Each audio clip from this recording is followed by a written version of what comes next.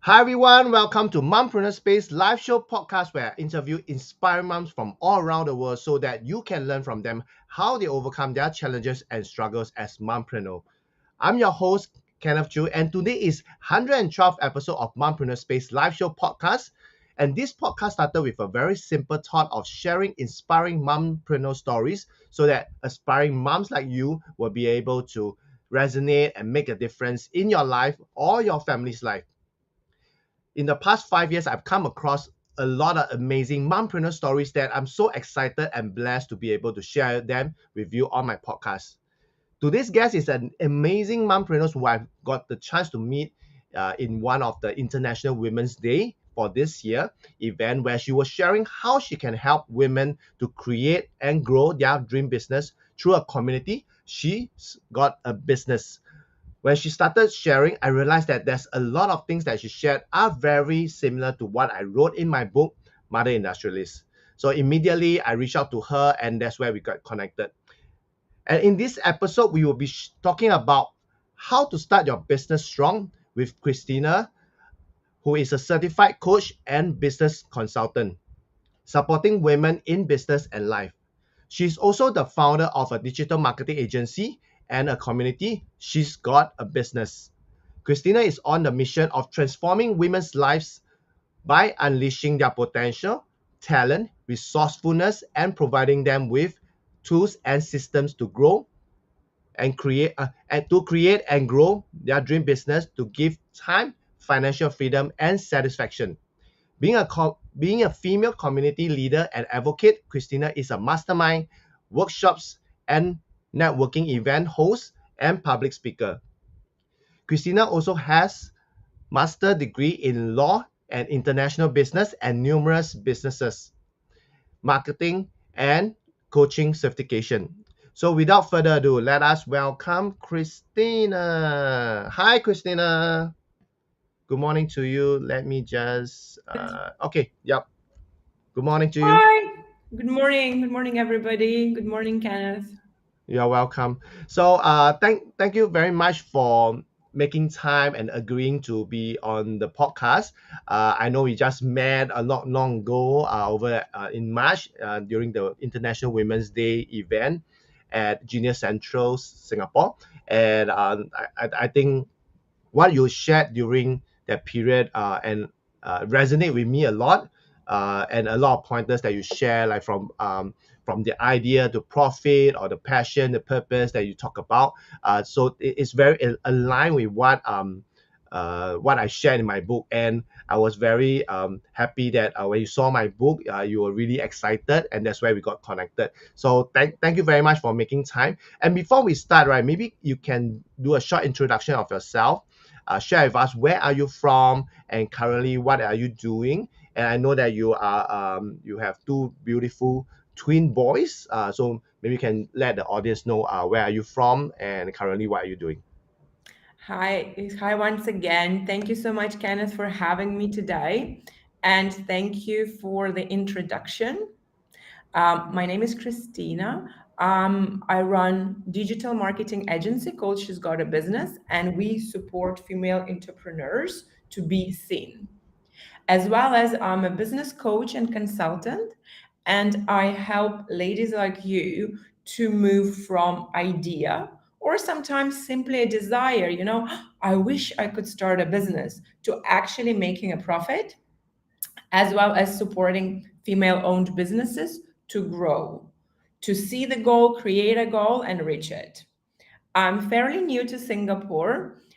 We moved with my family a little bit more than 1.5 years ago. Prior to that, I lived more than 7 years in Hong Kong, where I also was running my business. And in fact, I still have some clients in Hong Kong.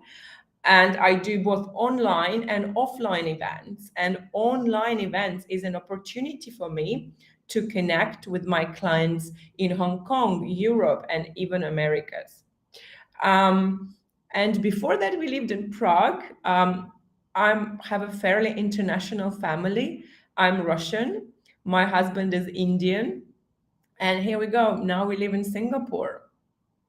Wow, wow. So it's amazing. Like you mentioned that your family is international, right? Yeah. So how is it like? Like welcome to Singapore. Thank you. And your husband is India from India, or you where Yeah. do you guys met?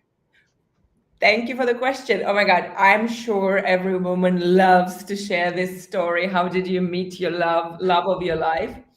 Back in the day, I lived in Prague, where I was doing my master's in international business, and my husband was on the work assignment there. We met, got married, and the rest is the history. Oh, so your husband is he Singaporean or is he? No, he was Oh, okay. born and raised in India, Hmm. and he started working for a larger company, which offered him an opportunity to work in London. And with his work, he moved to London, and from London, he Hmm. moved to Prague.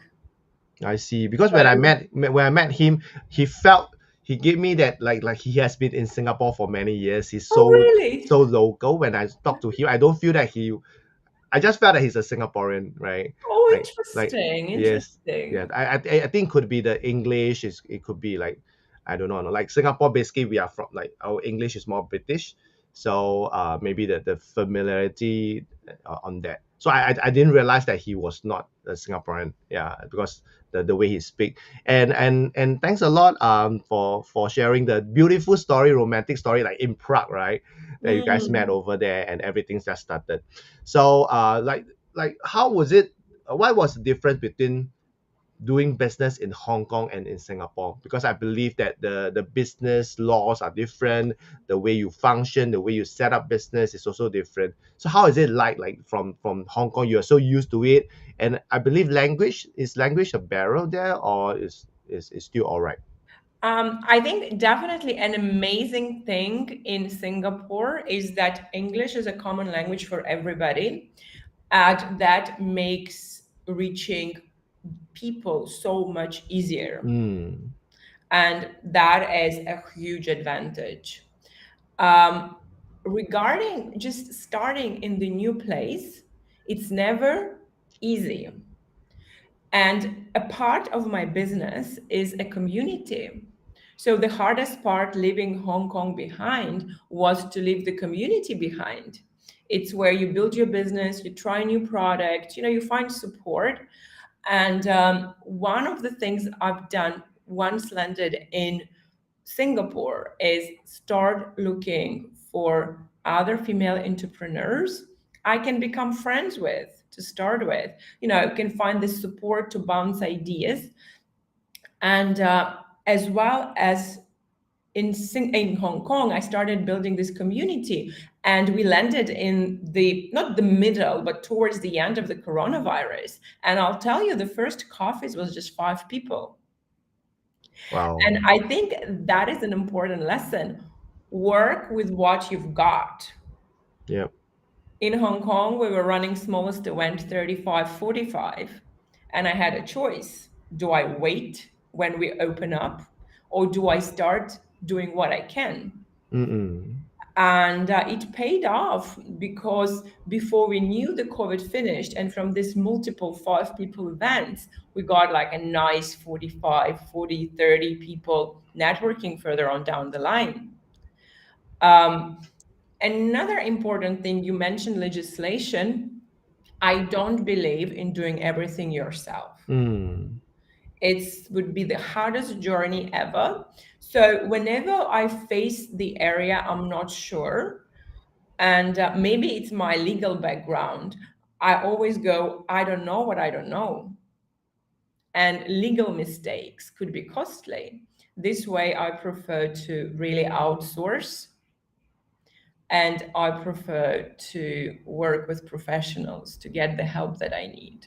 So this was smooth journey, I would say. Yeah, I remember you were sharing on this part about outsourcing, getting professional to do it and make it so easy, right? Because a lot of time, like I work with mompreneurs for the past 14 years, ever since I was with Motherhood Magazine to now. I realized that a lot of moms, or they're just basically entrepreneur itself, we love to do things all by ourselves. But the thing for mothers who are running a business, they have to take care of their kids. They want to have the balance. They want to spend more time nurturing their children, and that's why it takes the huge bulk of time.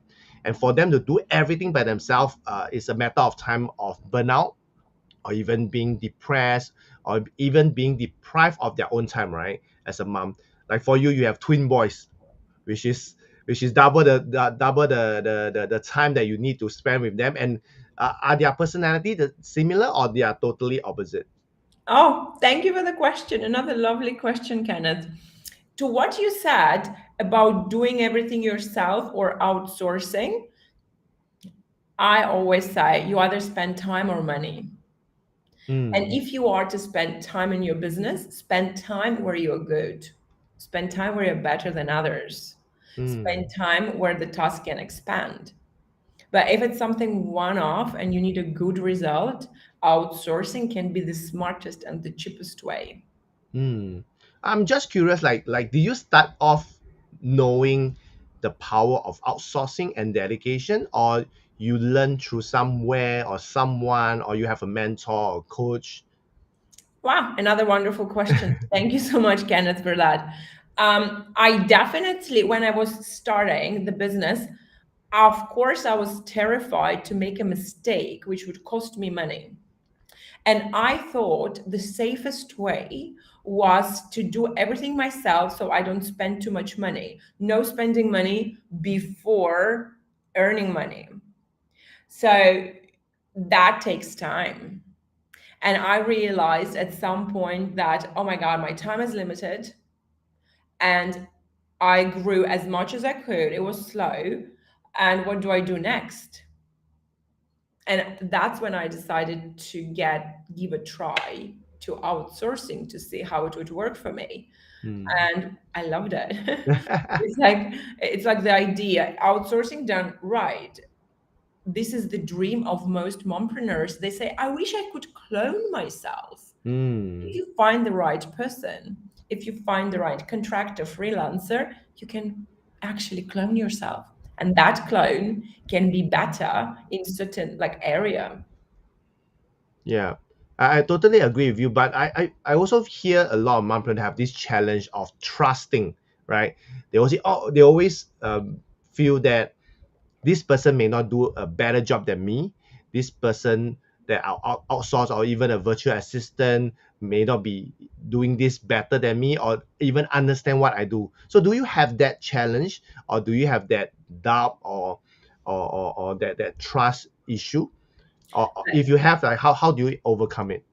Let's be honest. For growing business, hiring is one of the hardest part. Mistakes are costly. And also, hey, if you're doing something for the first time, you'll do mistakes. And you'll have to learn from that. And here comes the point. You either accept this vulnerability, you know what, I'm going to do something for the first time. I'll do my best to get the advice from someone who've done that, been there, and can support me with the knowledge. But what are my options realistically? If I do everything myself, how far can I go? And I definitely done a lot of mistakes with outsourcing and hiring. I would say I didn't take enough time to maybe choose the person. And now that I've been through my coaching certifications, before bringing someone on board, I would ask them to do personality tests, to talk with them about the vision of the future. Um, if I could give just one advice, take time hiring that person, especially if it's the first one. Know exactly what you need this person to do, what qualities to have, who would be compatible and non-compatible working with you. But honestly, till the person starts really working with you, you don't really know how it will work out. Yeah, you are absolutely on that. Because when I first hire someone, right, is you learn along the way. of how to run a business or even to hire people, because we learn from mistake, and that's how we grow, right? It's like you as a kid, from a baby, you start to walk, you fall, you pull yourself up, you just learn through all the mistakes. There will be scars, definitely, but you became stronger and stronger. And this is something I realized that, like, for your case, you started really strong, like you have all the pieces. Because when I asked all these challenges that a lot of the mompreneurs have faced, or the mothers when they start business they will face, is first thing to trust people. Second thing is about letting it go, right? Because like sometimes is when we are so used to do things by ourselves, because most of us, we came from a job, we came as an employee, right? And then it's a transition from an employee to an entrepreneur.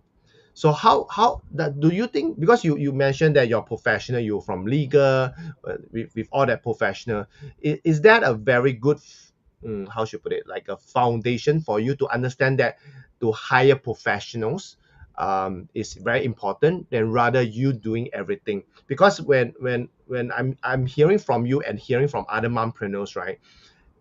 Especially for those who are not in like from legal as lawyer, or even other I would say top professionals, they will not have that mentality to really hire someone, or willing to let go and let someone better to run it.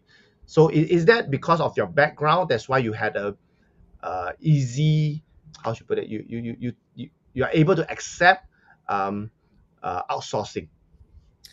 Wonderful question. Wonderful question. I think early on in my journey, I've been taking a lot of courses on entrepreneurship. And I think one of the silver line ideas there was that very few businesses you can do on your own.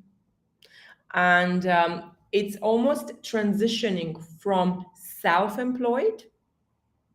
You have your business, you run your business, you do everything within your business. You basically created a work for yourself, to being an entrepreneur, accepting that other people will be doing the work for you and you are running the business instead of working inside the business. There are days I work in the business, there are days I'm more of the business owner, but this definitely a shift. And first, I've got that as an idea from a book or a course that I've took. Okay, in order to grow your business, you have to trust other people. You have to accept. And one of the ideas I had to accept when hiring, they might not do it as I would do it, but some people might do it good enough. And good enough is also a way forward. Some people might do it better than me. And the best advice about hiring is hire people who are better than you in certain areas.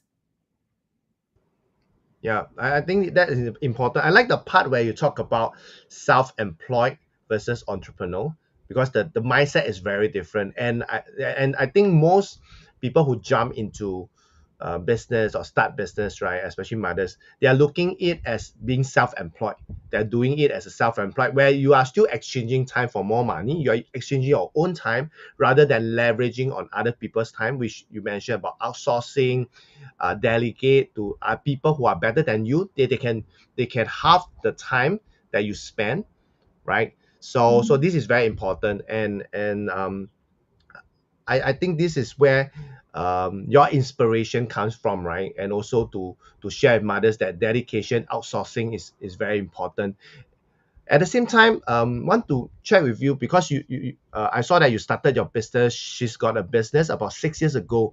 Can you share with us how do you start? Like, who inspired you, or what inspired you to start? Because you are running your own business, and why did you come out with this? Like, she got a business and start empowering women to start their own business.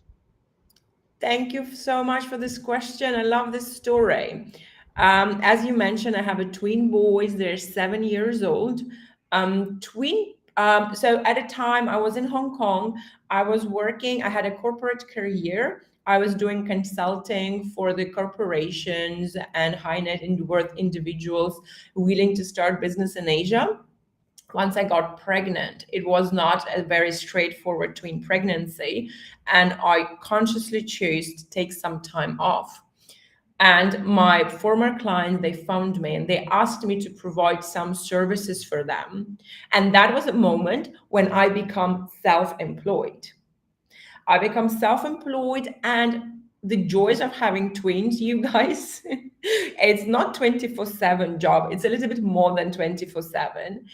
And coming from the consulting, I know, and working with the clients globally, I realized I will not have like guarantee evenings. I would have a guarantee evenings at work, because that's how consulting works, especially if you work with clients in Europe and Americas.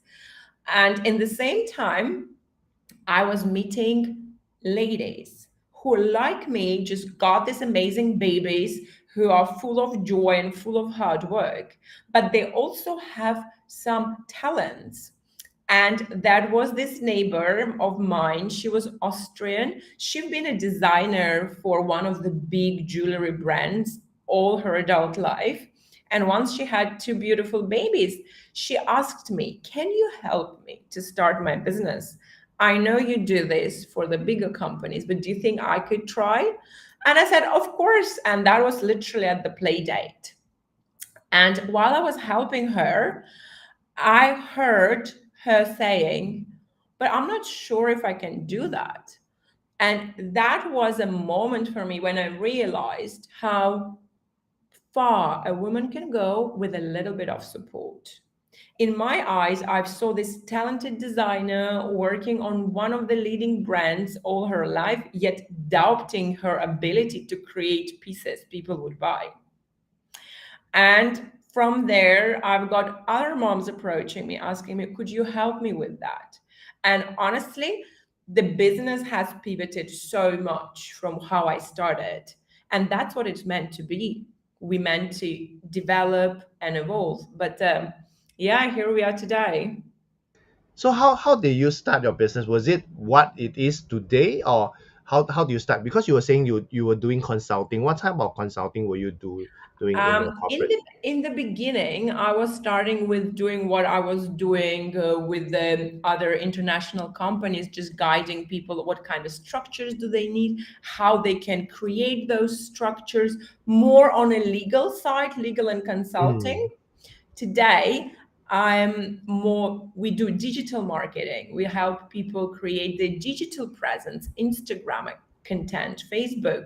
I also work as a business consultant, not only looking at the legal and the structure. We help businesses with ideation, mm. business model, with branding, marketing, like the most important thing or a point of a struggle for many businesses. We started at one point and definitely managed to create a whole range of services to support someone willing to start a business. Yeah, and I like the part where you share your story as um, you didn't start the business intentionally. It's because there were requests, there were demand, and you just supply, right? Just Yeah. supply them with your services, and that's where the business idea, or what we call the MVP, works, right? The minimal variable product is started performing, and it shows that it can be a business. And for this type of service based business is, for me personally, I felt it's the best for mothers, because service-based business, you you don't have to do everything yourself, right? Yeah, and you are in control. Mm, very good point. If I may add here, service-based businesses are the easiest to start because they don't require you to have heavy investments. You need your skill. You need to buy. You don't need to buy stock. You don't need to get expensive research and development. You don't need to create a physical product of which the stock would be sitting at your home, giving you so much pressure. Yeah, absolutely right. Because I see a lot of mothers, when I talk to them, or they come for me for coaching or mentoring, they are always starting with, "Oh, I want to do this product, I want to do this e-commerce," And over a period of time, right, I will know that they will get stuck in the business because they are exchanging time, and their business, as their business grow, right, and if they don't delegate out, or they don't outsource, or they have problem hiring people, that's where they will, their time is really limited, and they will get exhausted, and over time, right, things just spiral down. And like what you mentioned, uh, the startup, the startup is very low. There is very low barrel for a lot of mothers, especially some of them are handling kids. You need to spend on the diapers, the milk powders, and all that. That is still a huge bulk of the, I would say, the budget that's going out there. So definitely, service-based business is a great way. And also, coming back, right, you talk about consulting and all that, and that's where it also brings us to the topic of our episode, which is how to start your business strong. Because when you suggested this topic, I realized that it's really important, and maybe we can hear from you, like why do you incorporate this part, like how to start your business strong? Because when I went through your website, there was a part that you talk about how to start your business strong, and I felt that it's really important. But maybe let's hear from you, and like why do you believe it's important to start the business strong? Right. Let's be honest. Businesses fails every day. The majority of businesses starting within this year would most probably not move into the next year. Statistics looks horrible. Like within 5 years, something like 50, 40, 50, 60% of the businesses will not make it. And while it sounds like, let me try to have a business, that's not a great strategy. If you go into your business thinking, let me try that, think about drinking water. Let me try drinking the water, or actually, let me drink the water. Two big differences. So, first, I would not recommend anyone to start a business if it's not really their dream. If you think, okay, maybe I'm going to make money easy, I really yet to met someone who could testify that it was easy to start making money out of their business. You got to be realistic. It's going to take you a lot of time, some inner work to make your business idea to profit and to be able to sustain it. So, starting your business strong is starting your business with a very strong foundations. Usually, when businesses collapse along the time, it's that the foundation was not strong. And that's what I work with female entrepreneurs to help them understand how to create the foundation. And you know what? To also understand what kind of business they should start. So, first thing to start a strong business is understand your why. Why do you want to start your business? To make easy money? Most likely that will not work. For me, I had those two beautiful babies who I wanted to spend time with. But in the same time, I knew that, I worked really hard to do my degrees. I always wanted to work. I could not imagine not having a career of my own outside the home. So my why was to be able to combine seeing my kids growing up, giving them my values in the same time growing professionally. So first, know your why, and make how to make your business bulletproof. Make it more than just about yourself. There are a lot of amazing mommies these days caring about the environment. If you care about the environment super strongly and you want to make this planet a better place, that could be at the core of your business. That could be the thing bigger than yourself. I got inspired by mummies I've been on the play dates with. So talented. The world should know and see their talent. And, that what helped me in the beginning of my journey. Number two is really money. That is the topic I think not well spoken in female entrepreneurs or mom entrepreneur space. When we start a business, we should understand very clearly how your business is going to make money sustainably. And here also about e-commerce. Uh, I sometimes see people starting an e-commerce business or thinking about starting e-commerce business, and we do a simple exercise. How many items of whatever you are selling you have to sell to reach your financial goal, right? And sometimes it's like hundreds and months. So for someone to sell hundreds of months of something online, they have to be tech savvy. So that would be a third point of starting your business strong. Know your strengths realistically, what you're good at, what are your interests, what are your mission. And at the crossroad of that, you can build your business. I have a coaching program from idea to profit. And there we look into connecting with your why, your mission, creating your vision for success, how the future would look like, how you're going to make money. And that's very big for me. You're not creating a new hobby. If you are, don't even get bothered.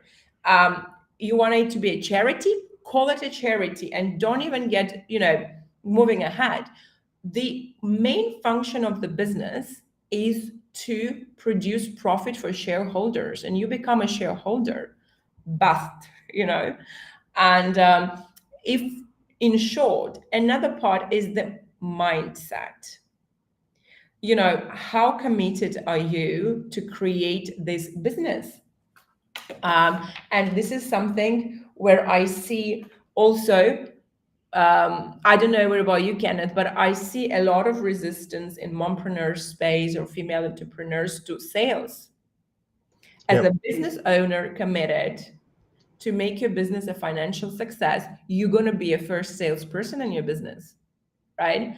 And here, when the mindset kicks in from, I don't feel comfortable doing that, to how can I get myself comfortable doing that, right?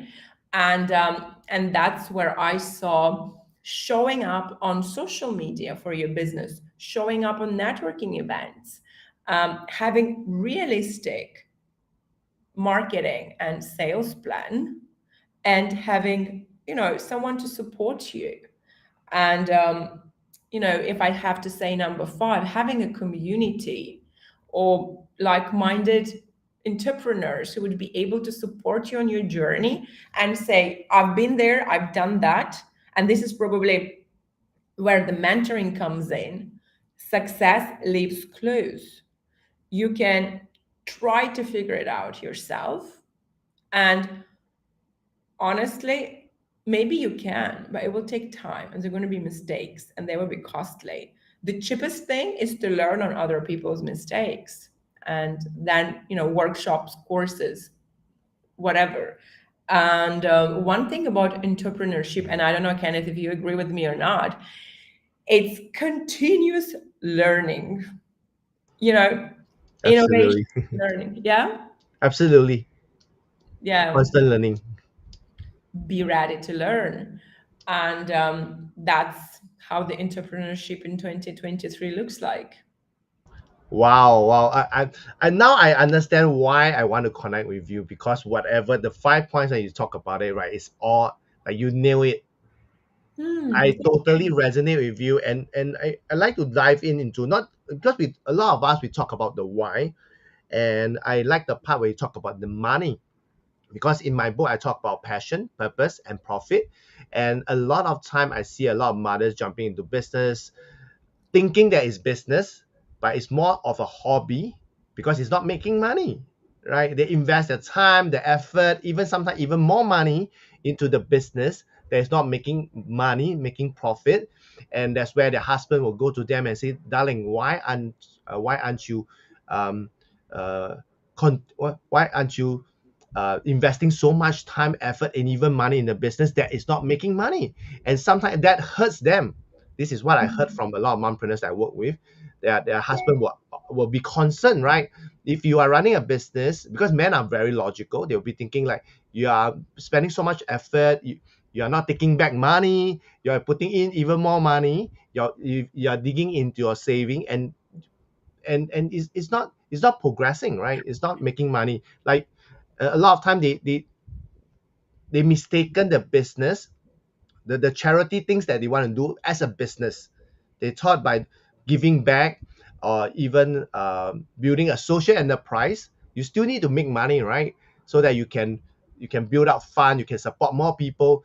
But a lot of time of the money mindset that they have, the relationship is not there, and also the financial literacy.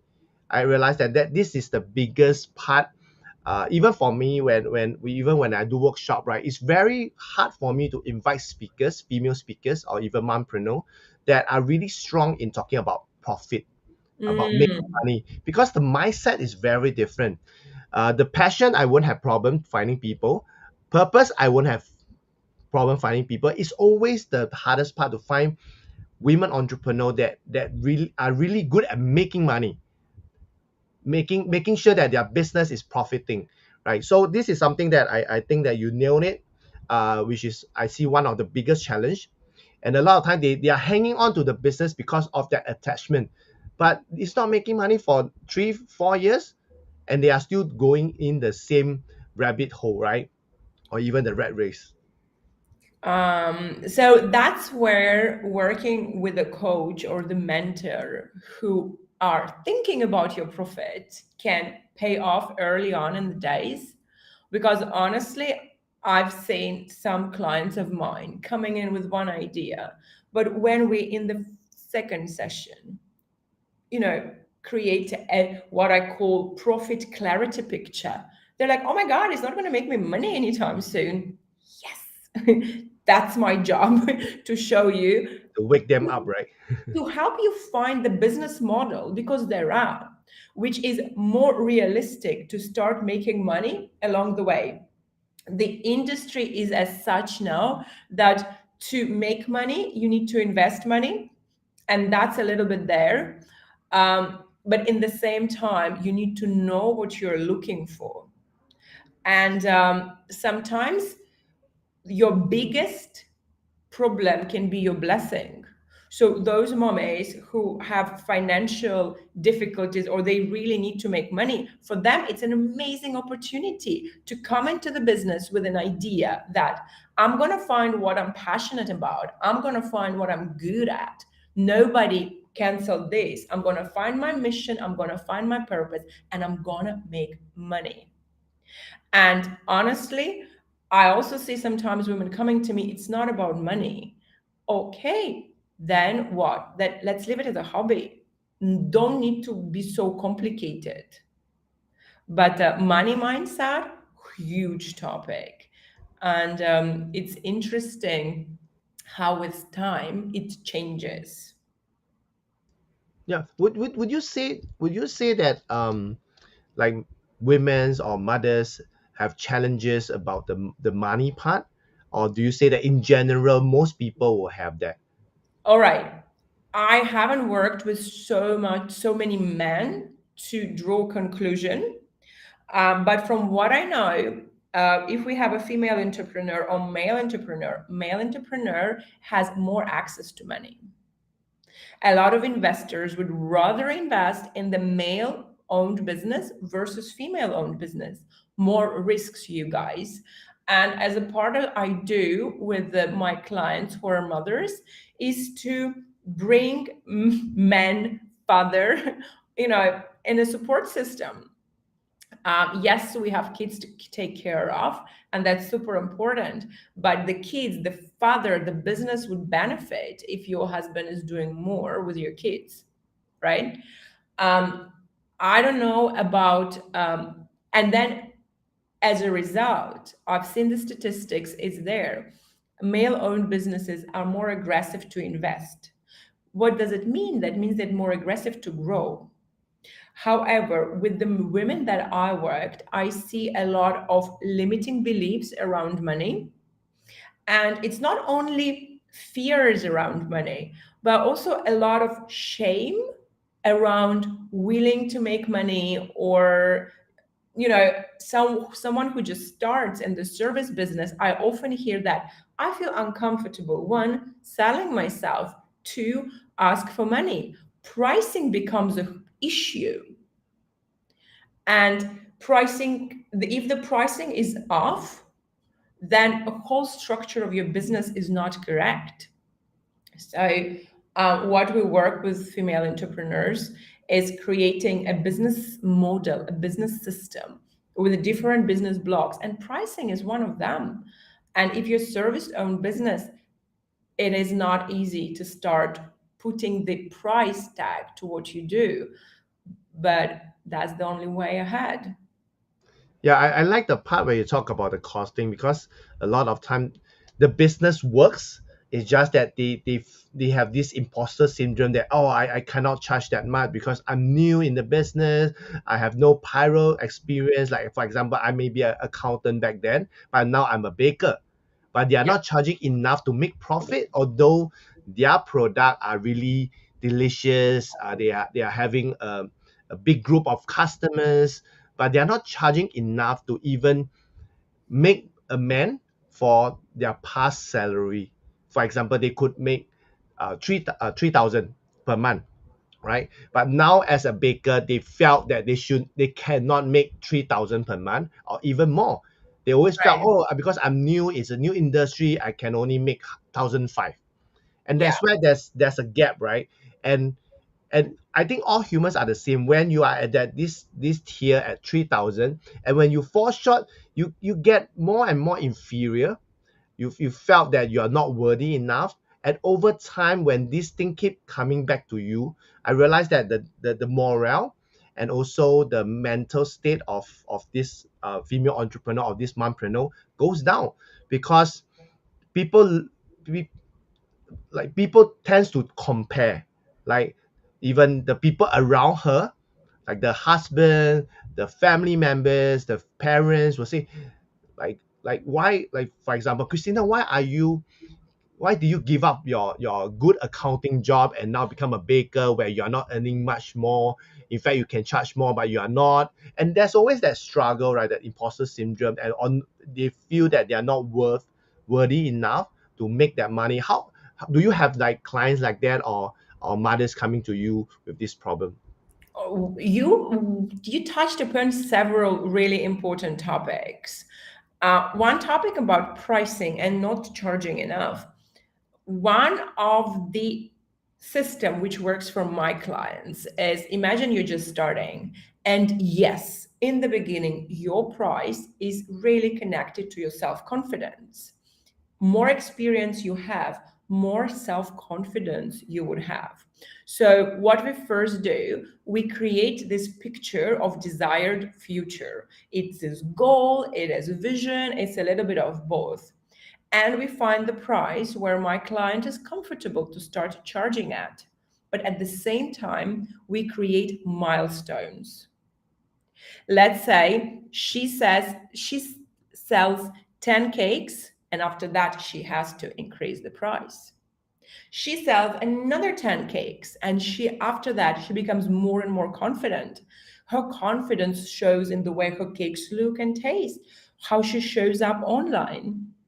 And then again, she can increase the price to when she feels confident.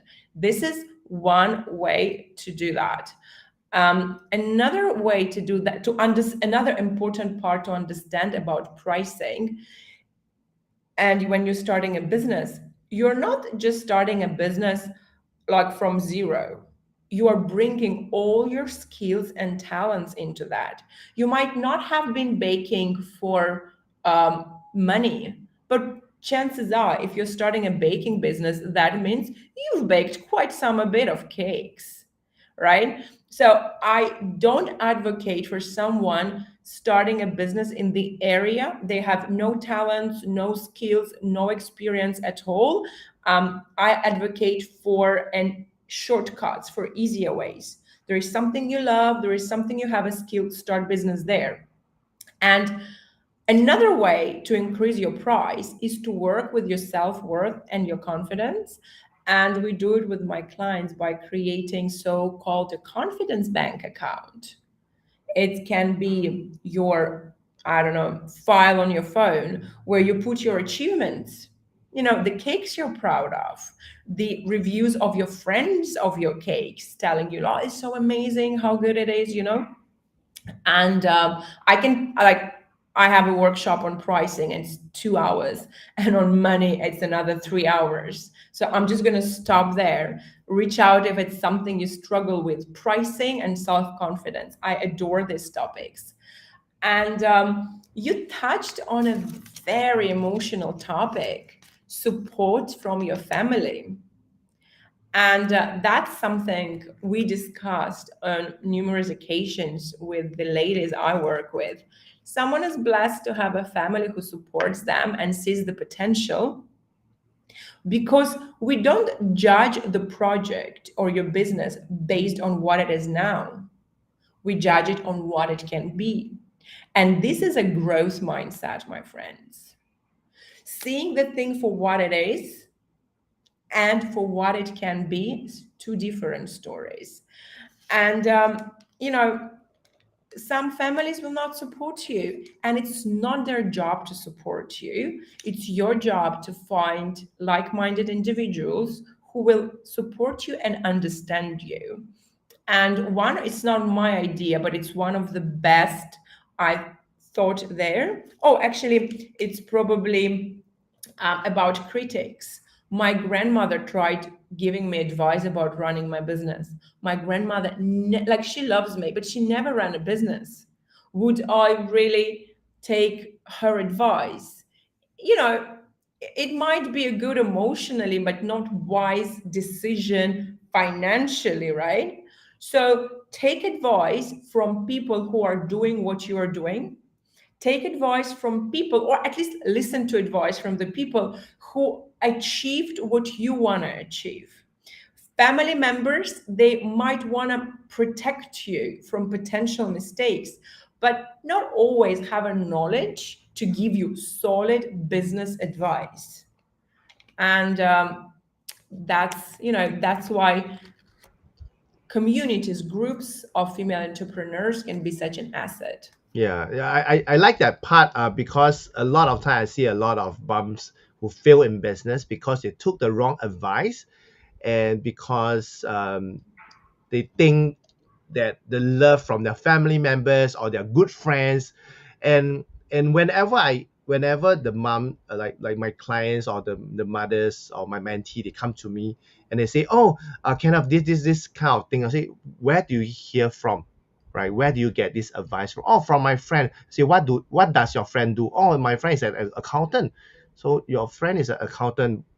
So I will give them this analogy. I will ask them, would you, if you want to play basketball, do you talk to a soccer player? Mm, No, right? If you want to be good at cooking Chinese food, do you go to ask a Western chef? Right? Who do you seek advice from? Like what you have touched on is you have to ask someone who has been there, done that, or achieved the success that you want, and you are inspired. It's like your role model, yeah. right? If you want to be Ronaldo, right? Because you want to be a soccer player, but why would you want to follow Michael Jordan where you want to be a soccer player, right? Your role model and the people that give you advice, or you seek advice, or you learn from them through their books or whatever, it need to be aligned. So a lot of times I find that they fall in the trap of seeking advice, thinking that it's advice, but it's just opinion from people who has not been there, done that. And the other part where a lot of people fall in, I do not know whether you have heard of this, which is people who have failed in business giving people advice, business advice, right? They have not achieved there, right? Like they could like run a startup for 1 year, 2 years, and they fail, and now they're giving startup business idea advice for people, and people always fall into that trap because they think that they are experienced. But the problem is why it failed in the first place, and why they are now back to working for people and they are giving you business advice, right? So even like for my podcast, right, I have people who come to me to seek me for advice. I say, yeah, you came to the right place, because I've done 100 over episode, there must be some magic that I could done it. But they seek advice from their friends, and their podcast never born, right? Was never born. So I think this is what the second part. I think the money mindset is one. Second thing is seeking advice from who is also very important. Just, I agree with everything you say. Just one thing I want to add here, and that's taking responsibility. Whether you take or not take advice, it's really important to remember that you are the one person who would live with consequences of advice either taken or not. The person who gave you advice will go on living their life with their consequences, but it's on you to make those decisions. And that is a super important part to remember. It might work, it might have worked for one person, not work for another person. Business is risky, unknown area. And to start your business strong means to accept the risks, accept the liabilities, and decide to go ahead anyways. Yeah, I like that part because that I now I get why you say you must start your business strong. You must have a very strong mind. You must know, you must be prepared also, but really prepared on all the stuff. But I think you touched on the responsibility, and I want to add is accountability. I realize a lot of entrepreneur won't I won't just say mothers, I would say everyone, especially entrepreneur, whether to succeed or not is about accountability. People are not used to be accountable for their things. They are always blaming other people, and that is a very we will call it the poor mindset or the employee mindset. You're always blaming other people, but entrepreneur, you just have to take the responsibility. And I really love the five things that you share about how to start a business strong. And maybe because time really flies, and really would love to have you to share more, but maybe you can share with us what are the common, or maybe one common challenge that the mothers face starting business, and how they can overcome it, as just specifically for mothers. What's the number one challenge for them? Right. Very difficult. Only one. I would say, unfortunately, I see too many ladies giving up too fast. Yeah. That's what I tell my clients. It's not going to be easy. It's not going to be easy. You most probably would have to pivot, and there are going to be challenges and there are going to be obstacles. And your job is not to give up once the obstacle comes, but to find the ways to overcome it. Yeah, I like that part, because I always share with the mothers, right? That this is an entrepreneurial journey. It's not an entrepreneurial destination. It's like That's a good one. That's a good it's one. constant changing, right? It's like always changing. And you talk about pivoting. A lot of time, a lot of entrepreneurs get stuck when they need to pivot, or they are fearful of changing the business model. Like you have been doing this for the past 2 to 3 years, and you're still doing the same thing to expect another result. That is insanity, right? So a lot of time they need to have that flexibility, and to get ready to pivot or change. And that's where I share stories like Lamborghini, right? Was Lamborghini selling supercar back then? No, right? They pivot all the way, right? Like was Michelin doing Guinness record? They are just selling tires, right? But now they are doing the Guinness record, right? So a Mhm. lot of times, the Michelin star restaurant and all that, even Guinness doesn't started with Guinness Book of Records. So these are things that for business, right, it will not be as it is in the beginning and until now. It will evolve, right? It will change. It will change over time. So that's the same for even for mothers who start business. You may start with a baby wear business, and who knows that it may become a service-based business Yeah. based on the market. And thanks a lot for sharing that, and also how mothers can overcome. And what would be your last advice for them Right. who want to I start would business? say, I would say focus on your goals and focus on the vision that you want to achieve. And as you correctly said, while you learn to enjoy the journey, because the journey is what you've got. Yeah, yeah. And when you look back, it's like, wow, I've done so much, I've grown so much, and my children has seen me being a very good role model for them. I'm always there for them because as a mompreneur, right, you have the flexibility of having more time or lesser time with your children because it's all in your control rather than you put your control in your employers. So thanks again for sharing that. And maybe you can share with the audience how can they get connected with you.